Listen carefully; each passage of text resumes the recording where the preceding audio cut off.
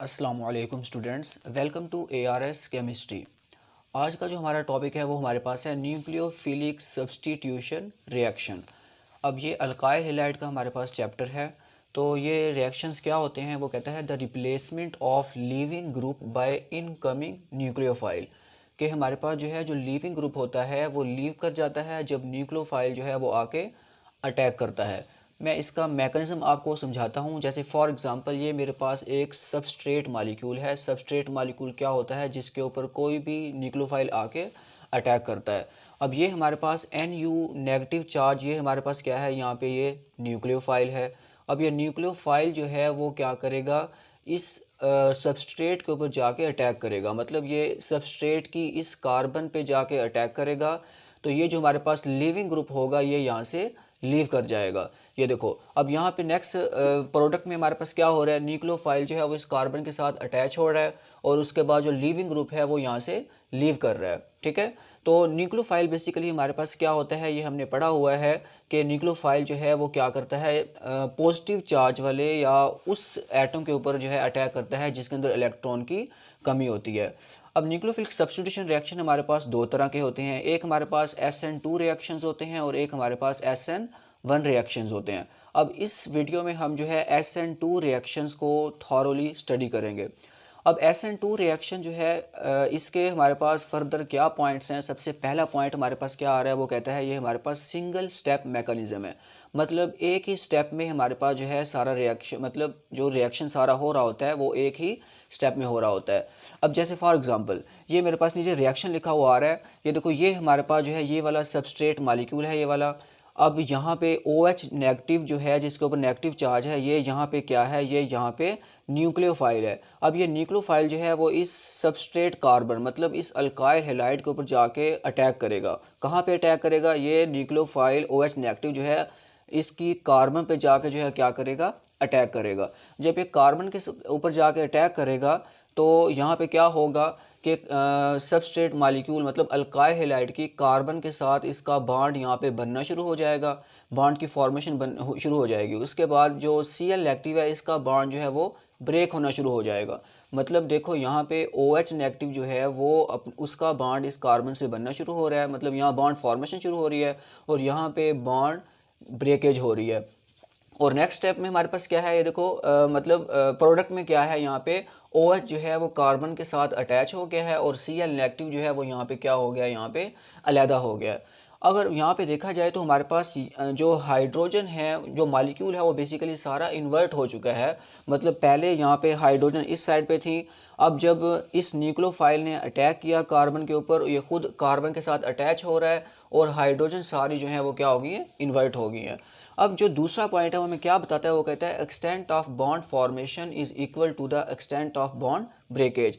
मतलब क्या है, जैसे जैसे न्यूक्लियोफाइल जो है वो अटैक करता है इसका बॉन्ड यहाँ पे बनना शुरू हो जाता है और Cl जो है उसका बॉन्ड यहाँ पे ब्रेक होना शुरू हो जाता है। ठीक है, तो मतलब बॉन्ड फॉर्मेशन की एक्सटेंट और bond breakage, extent of bond formation is equal to extent of bond breakage. उसके बाद इस रिएक्शन के दौरान हमारे पास जो हाइब्रिडाइजेशन होती है वो भी चेंज हो रही होती है। तीसरे पॉइंट में हमारे पास क्या है, हाइब्रिडाइजेशन। अब देखो, इस मालिक्यूल की जो हमारे पास हाइब्रिडाइजेशन है वो sp3 है। मतलब यहाँ पे sp3 हाइब्रिडाइजेशन होती है। जो शेप हमारे पास है वो टेट्राहेड्रल है। लेकिन जो है यहाँ पे हमारे पास जब न्यूक्लियोफाइल अटैच हो रहा होता है और लिविंग ग्रुप लीव कर रहा होता है तब इसकी हाइब्रिडाइजेशन जो है वो प्लेनर sp2 में कन्वर्ट हो जाती है। ठीक है, और ये उसके बाद जब ये प्रोडक्ट बन जाता है फिर दोबारा हमारे पास sp3 हाइब्रिडाइजेशन हो जाती है। ठीक है, तो मतलब हाइब्रिडाइजेशन जो है वो टेट्राहेड्रल sp3 से कन्वर्ट किस में होगी, प्लेनर sp2 में कन्वर्ट होगी। और उसके बाद जब प्रोडक्ट बन जाएगा तो हमारे पास जो है प्लेनर sp2 दोबारा sp3 में कन्वर्ट हो जाएगी। अच्छा, उसके बाद यहाँ पे वो कहते हैं इन्वर्जन ऑफ कॉन्फ़िगरेशन अकर हो रही होती है। मतलब जो ये कॉन्फ़िगरेशन है इसकी इन्वर्जन हो रही है। इन्वर्जन कैसे हो रही है, मैंने आपको भी बताया है कि देखो, जब OH ने यहाँ पे इस कार्बन पे अटैक किया तो हाइड्रोजन सारे इस तरफ थे। लेकिन जब OH जो है वो कार्बन के साथ जुड़ रहा है तो हाइड्रोजन सारे इन्वर्ट हो चुके हैं। पहले वो इस तरफ थे, अब वो उस तरफ जा रहे हैं। मतलब यहाँ पे इन्वर्जन ऑफ कॉन्फ़िगरेशन हो रही है कि सारा का सारा मॉलिक्यूल जो है वो हमारे पास क्या हो रहा है, इन्वर्ट हो रहा है। उसके बाद देन पांचवा पॉइंट क्या है, पांचवा पॉइंट हमारे पास मॉलिक्यूलैरिटी है। अब सबसे पहले आपको ये पता हो कि हमारे पास मॉलिक्यूलैरिटी होती क्या है।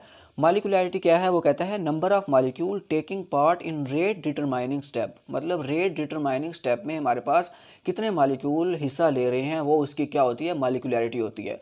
अब जाहिर बात है ये वाला रिएक्शन हमारे पास सिंगल स्टेप में हो रहा है, तो इसका मतलब क्या होगा कि यही इसका रेट डिटरमाइनिंग स्टेप होगा। तो रेट डिटरमाइनिंग स्टेप में हमारे पास 2 यहाँ पे मॉलिक्यूल हिस्सा ले रहे हैं, तो इसका मतलब क्या है, इसकी मॉलिक्यूलैरिटी 2 है। तो इसको हम किसका नाम देते हैं, बाई मॉलिक्यूलर रिएक्शन का नाम देते हैं। 2 मॉलिक्यूल हिस्सा ले रहे हैं तो इस वजह से हम क्या कहते हैं, इसको बाई मॉलिक्यूलर रिएक्शंस का नाम देते हैं, मतलब 2 molecules involve in rate determining step. अब देखो बाई मॉलिक्यूलर रिएक्शन है तो SN2 जो है बेसिकली यहाँ पे जो लिखा हुआ है ये बेसिकली इसको हम क्या बोलते हैं, nucleophilic substitution by molecular reaction. ठीक है, मतलब इसको हम पूरा नाम इसका क्या है, SN2 रिएक्शन का nucleophilic substitution by molecular reaction, जिसको हम SN2 रिएक्शन शॉर्ट फॉर्म में लिखते हैं। उसके बाद जो है नेक्स्ट हमारे पास क्या आता है, रेट ऑफ रिएक्शन आ रहा है यहाँ पे।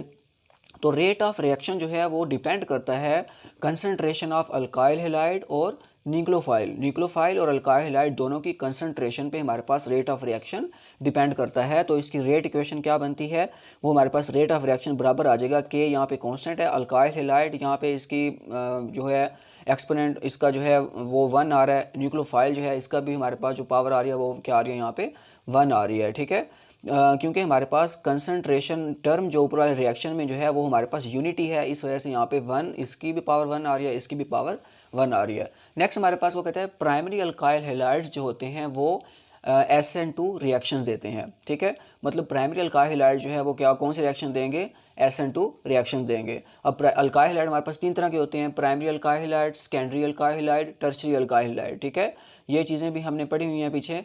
तो हमने यहाँ पे बात करनी है प्राइमरी अल्काइल हैलाइड, तो प्राइमरी अल्काइल हैलाइड जो है वो SN2 रिएक्शन देंगे। 8वां पॉइंट जो हमारे पास आ रहा है वो कहते हैं ऑर्डर ऑफ रिएक्शन जो है वो इसका क्या है, 2 है, ऑर्डर ऑफ रिएक्शन इज 2।